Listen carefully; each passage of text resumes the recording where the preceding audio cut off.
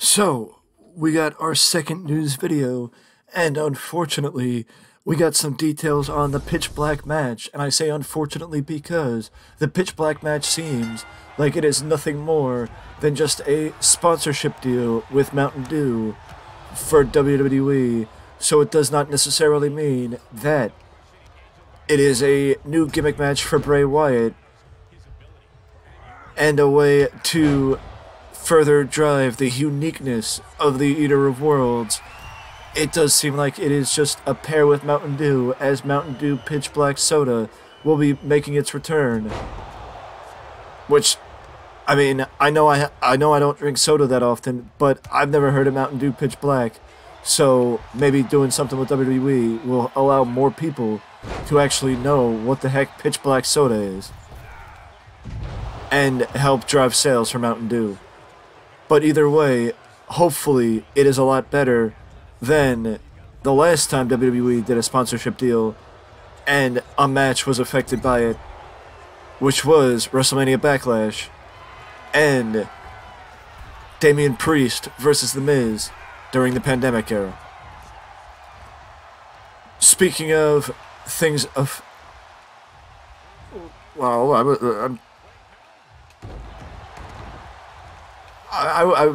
was gonna say I'm still working on my segues. But speaking of effective things that we will jump into at a later date, it is that Tay Melo and Sammy Guevara were stripped of the AAA Mixed Tag Team Championships last night after they did not appear at the AAA event. And that is because Tay Melo was still in America working on Dynamite in a tag team match with Anna Jay against Willow Nightingale and Ruby Soho, which Tay Melo and Anna Jay were victorious in against Ruby Soho and Willow Nightingale, which, in my opinion, is something that AEW is a little bit... I'm not saying that Ruby Soho should win every match. That's not what I'm saying. What I'm saying is that AEW have fallen into some sort of categorical problem where they like to make certain people win consistently over other people. And in my opinion, it's a little bit of a red herring, because it makes you think that some people are more prominently featured than others. And one of those people is Tay Melo and Anna Jay. I feel like they win a lot more, and that their feud with Ruby Soho has been a little bit one-sided. It might just be me, but I think that's the case. Either way, though, Tay Melo and Sammy Guevara are no longer the mixed gender tag team champions in AAA, and after holding the championships for, I believe, 243 days. They missed a few title defenses. I believe they missed 3 title defenses, and as you know, 3 strikes you're out. So it was after their 3rd title defense, and even though they've held the championships for over 200 days, as I said, 243 days, they've only defended the titles twice, and I believe, from what I saw, once only in Mexico. The other time was on an episode of Rampage against Sky Blue and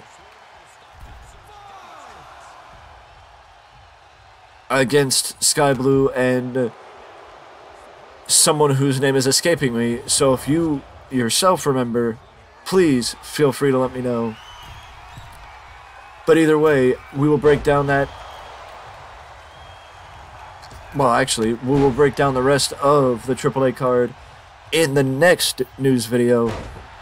The way it happened was Conan came out before the match and let everyone know that the titles were vacated because of excessive demands made by Sammy Guevara and Ty Mello, where they weren't here.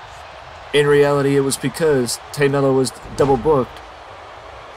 And that is actually something that I covered in the last news video, in one of the news videos yesterday, that I thought Ty Mello that the match should have been scrapped in AEW to allow her to make her championship commitments in AAA, but the reality of the situation is Tony Khan obviously values people making their commitments in AEW because those commitments come first, as opposed to allowing his talent to become championship, to fulfill their championship commitments in other promotions.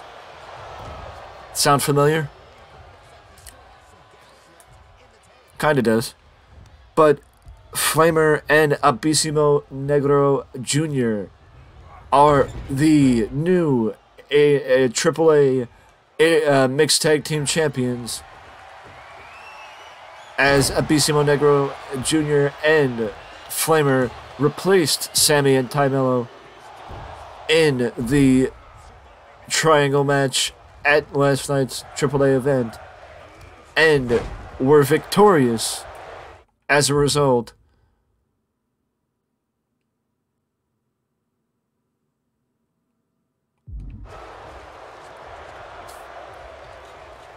Which leads you to wonder, to a degree, would that have changed the result? Like, would Sammy and Ty Mello have dropped the titles had they defended them?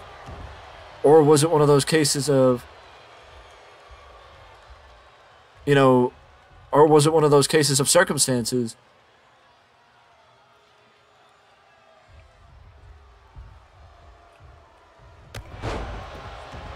like, why did Flamer and Abisimo Negro, the replacements, win and not one of the people that were already in the match?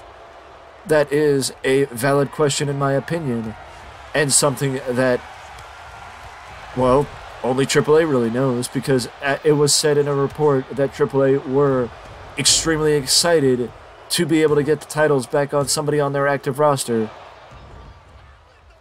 which is likely the reason why another title change took place.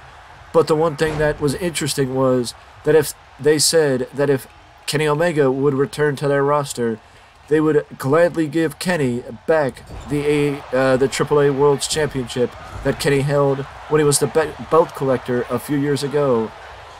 But the fact of the matter is, one of the reasons why Kenny dropped the belts is because Kenny couldn't handle being being a champion in 3 different promotions at the same time. But Kenny did, it seemed like, fulfill his obligations within AAA more than Sammy and Ty Mello did. As I will point out, because it is worth noting, that the reason why Sammy and Ty missed so many dates with AAA, a lot of them were attributed to visa issues, but none of them were attributed to their own doing. It is nothing that Sammy and Ty did. It is 90% of the time either visa issues or a double booking like it was last night. But again, we will break that down. Well, actually, it's worthwhile to break it down now because it has nothing to do with the other story. AAA is said to be unhappy with with AEW, and that's where the Kenny Omega story comes in. So I wouldn't be surprised if maybe AAA asks AEW for Kenny Omega to be able to as like a, as sort of a make good for this situation that happened with Ty Mello and Sammy Guevara. But that's just my opinion. And the other question is, or the other thing is, why did Ricky Steamboat not participate we do have news on why Ricky Steamboat at first turned down his participation in the Ric Flair's last match back in July.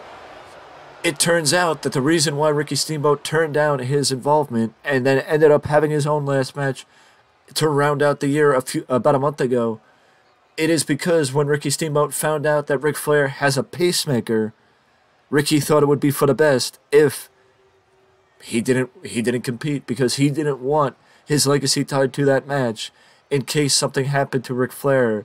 So basically, Ricky Steamboat was uncomfortable with the idea of wrestling Flair once he found out Flair had a pacemaker. There was a lot of conversations after Ric Flair's last match, and ultimately I do think it worked out for the best for Ricky Steamboat having his own last match on his terms, because it was also said that he was still training and he may not have been as in-ring ready as he was for his final match at the time when Ric Flair had his. So it is possible that that's the other reason. But I don't blame Ricky Steamboat for a second for not wanting to take that risk, especially considering the fact that you would not want your legacy tied to a match where Ric Flair passed away if, God forbid, something happened. But Ricky Steamboat was able to go out on his terms a few months later, having his last match, which was said to be an amazing sight and completely it went over a lot better than Ric Flair's, let's put it that way. But either way, these have been my thoughts on wrestling, and we do have one more video to come. So, with that being said, I will see you in the next one, and don't forget to let me know down in the comment section below your thoughts on anything and everything that we talked about in this video, and I will see you again soon.